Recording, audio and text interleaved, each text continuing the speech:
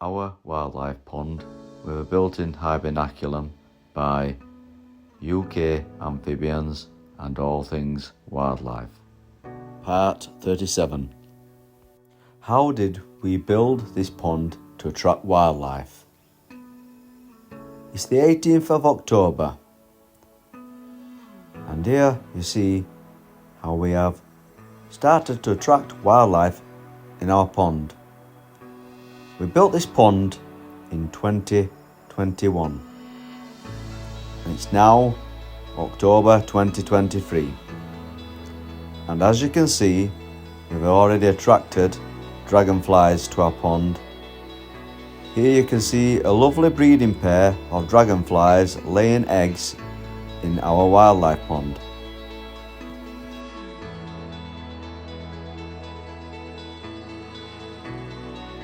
So if you're looking at creating a pond to attract wildlife, here we take you on a tour in October around our wildlife pond. Not only will we show you what we attract in October to our wildlife pond, we will give you many hints and tips along the way on how we created this pond in the first place, how we built its hibernaculum, and how we planted all the plants in and around the pond to attract all the amazing wildlife we attract to the pond over the years. So it was in 2021 we designed this pond. We built it up from railway sleepers and we built a stone wall around the edge of the pond, and we built a hibernaculum in between the pond and the stone wall. If you search for part 1, this will show you the complete design on how we built the pond and its hibernaculum. We can also explain in this video the types of wildlife we attract to our wildlife pond in October, like today. This species of dragonflies you can see today are the common darter dragonflies. As you can see, they are both breeding in the wildlife pond. You can actually see the female, which is the duller of the two, the more browny colour, which is on the back of the male. The male is the red colour, the common darter. The brown female is obviously been laying the eggs. They've just split up now, and if you look closely, you can see the male common darter.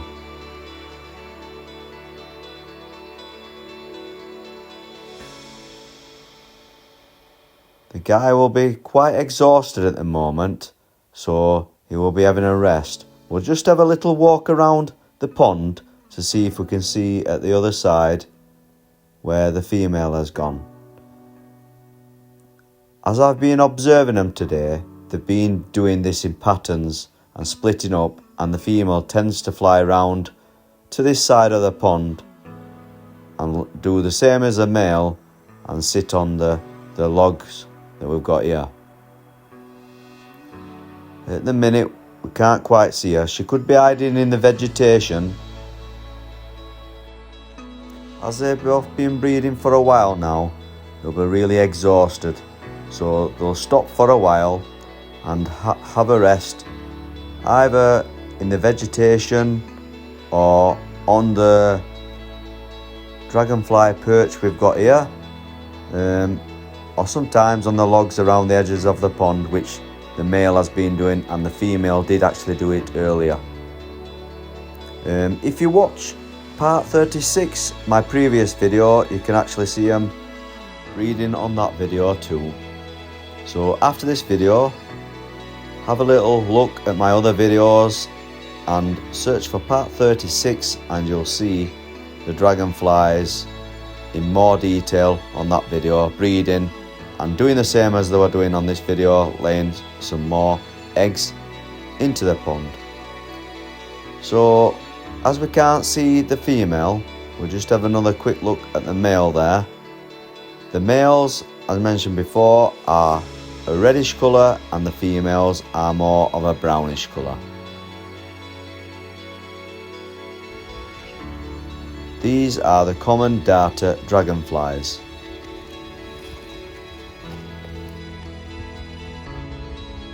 So once again, the dragonflies are breeding. You can see the red male in the picture.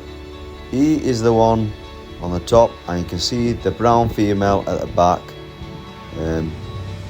breeding with the red male common darter.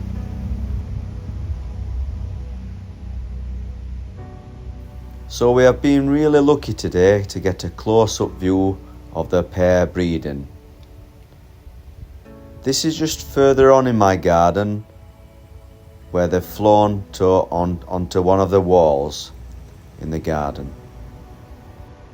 They will have flown here because of the sun is shining a lot more, so they can get some more energy back to go back through the breeding process once again, as this takes a lot of their energy. So they will come here, just have a quick rest in the sun, get all their energy back, and then they won't be long again flying around the pond. So if you're wondering what they're both doing here in the video, you can see the male is fertilising the female's eggs. So then once they set off flying again, she can start laying her eggs back in the pond and they will all be fertilised. So there will be plenty of fertilised eggs that gets laid into the pond. The larvae will probably be in the pond for a fair few years before they do hatch out back into dragonflies.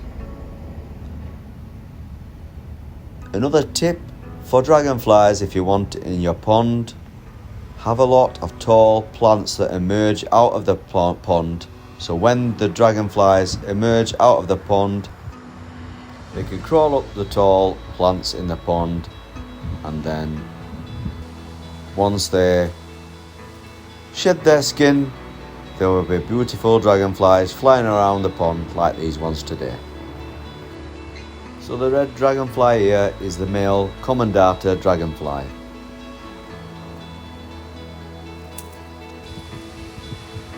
The brown one here is the female common darter dragonfly.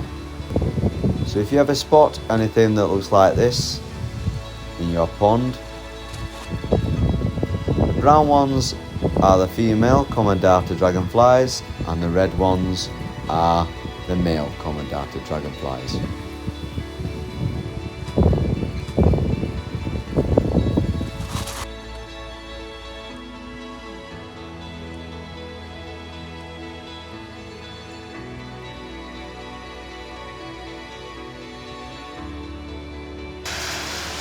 It's the 20th of October 2023.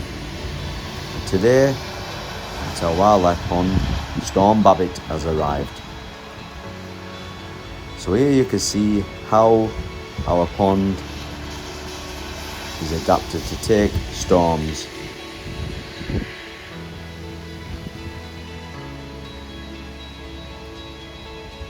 As you can see, storm Babbitt is just started to get going. It's done quite a bit of damage around the garden already, but the pond seems to be standing fine. Just a bit of the vegetation has blown over, a few of the plants have blown to the sides, but the pond is managing to stand the wind and rain from storm Babbitt. A lot of the amphibians in the pond will have gone quite deep out of the way of the storm, and some will have gone inside the hibernaculum, which is around the edge of the pond.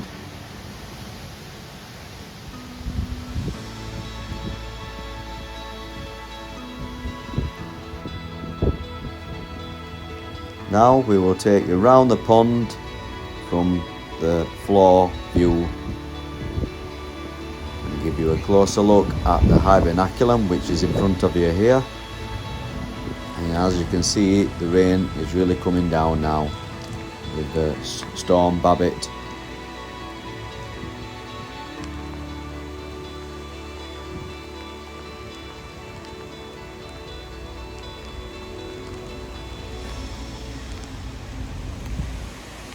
Walking around the wildlife pond, you can see a lot of the plants going over now.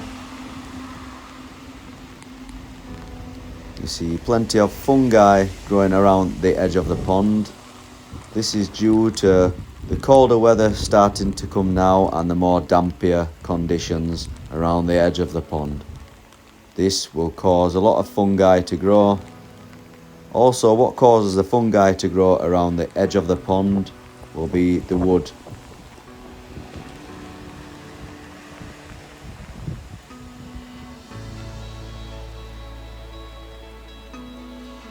Looking closely, the stone area, the in between the stone area and the logs is the hibernaculum area.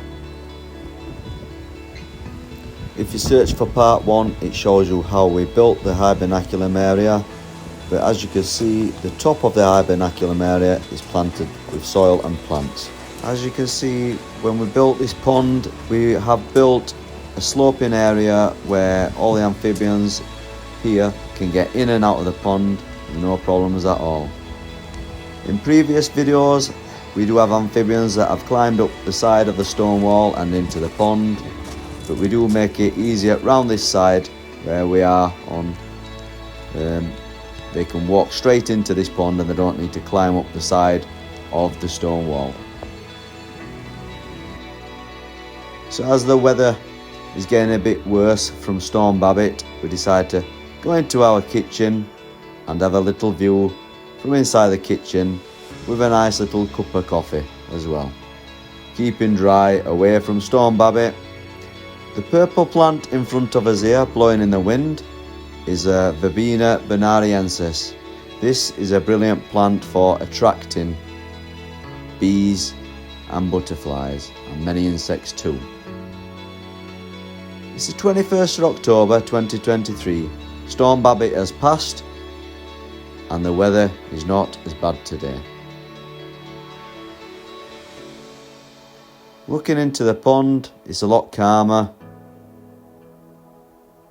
Walking around the edge of the pond, we can see not much damage has been done by Storm Babbitt. Mentioning earlier in the video, here is plenty of fungi growing around the edge of our pond. It gives it actually a nice feature to look at.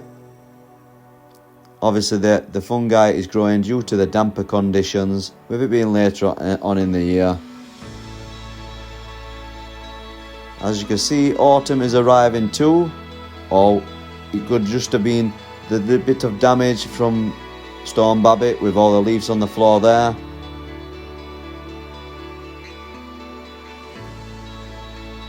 Looking in the pond, we can't see much wildlife as the weather is getting cooler and it's probably still hiding from Storm Babbitt.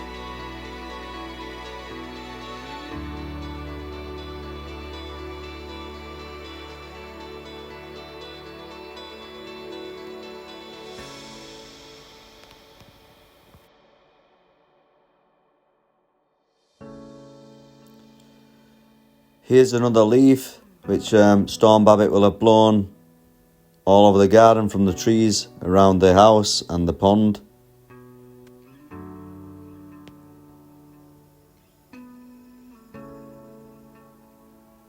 You see some more fungi growing there.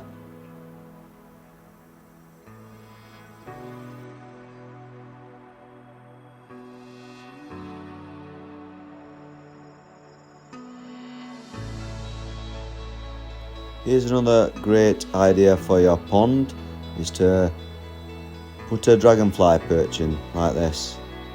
So the dragonflies we saw earlier in the video, they do actually use this, and it's brilliant for them to watch above, out for any prey or any insects or flies and things like that for them to catch to eat.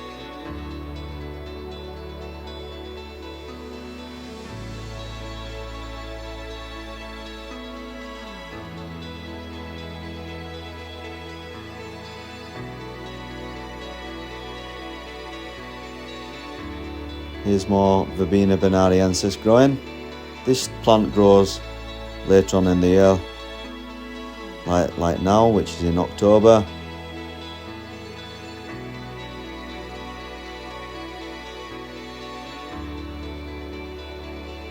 Here's all our hibernaculum area, which is a closer look with all the gaps in the stone. This is where all the frogs, toads and newts will crawl into and overwinter and hibernate there all over the winter months. And then, as you've seen in my previous video, in springtime, February, January, the amphibians come back to breed. It's the 27th of October 2023. There's more fungi growing around the edge of the pond as it's been damp and been raining off and on since, which helps the fungi grow. You can see the different types of fungi here that's growing in between the logs too.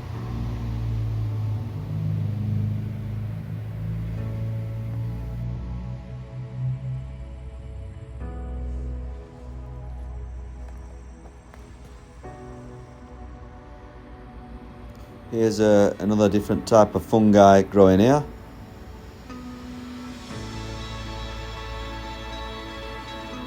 Here's the type of fungi that's just been growing there in the picture.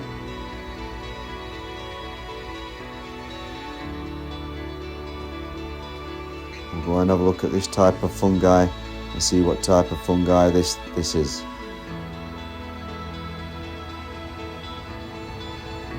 Seems to be going more browny, well, more orangey when we looked at it in the past.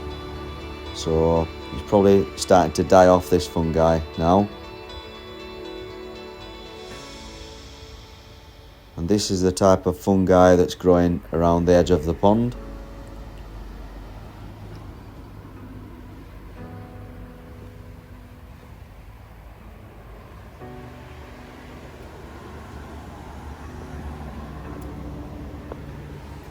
So a tip, if you're creating a wildlife pond, everyone,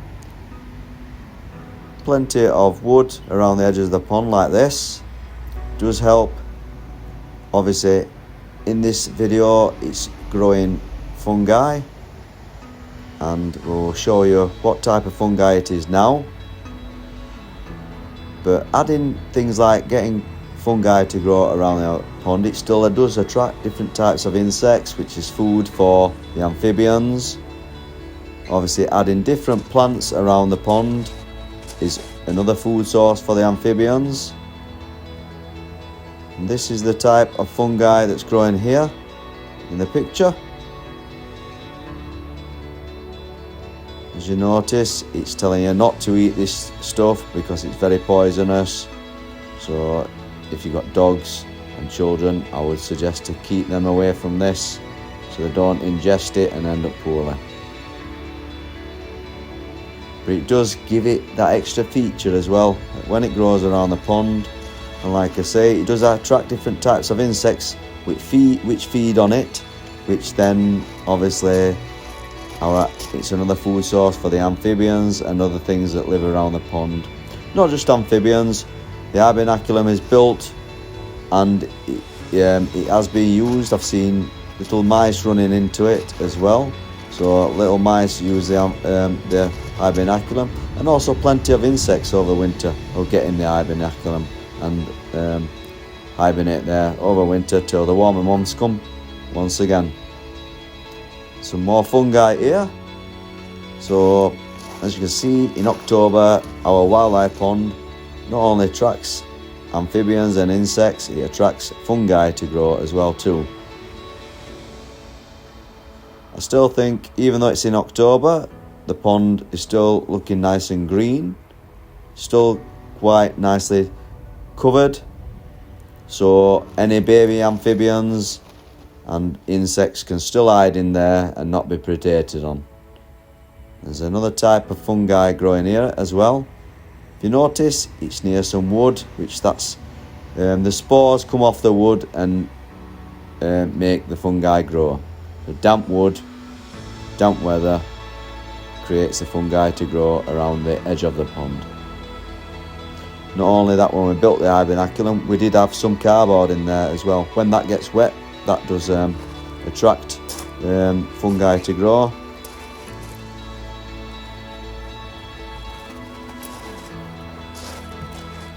So if you're new to our channel and haven't subscribed yet, please will you subscribe to our channel, hit the notification bell for when other videos come out on updates of our pond,